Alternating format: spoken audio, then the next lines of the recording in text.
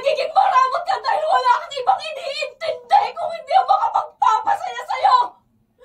Sarado ang utak mo at hindi mo kaya makinig sa mga paliwanag ko. Puro sarili mo lang iniintindi mo lang doon! At napagod na ako sa kakaintindi sa'yo! Handa naman akong baguhin ang lahat. Pabalik ka lang sa akin. Huwag ka nang umasa! Huli na! Lucille, bakit ginagawa mo sa akin to? Bakit kinakailangan saktan mo ko? Bakit si Kuya Allen pa ang pinalit mo sa akin?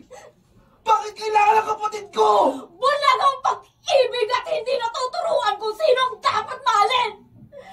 At sa tanong mo kung bakit si Allen, dahil kabaligtaran siya ng lahat ng naranasan kong pag-uugali mo!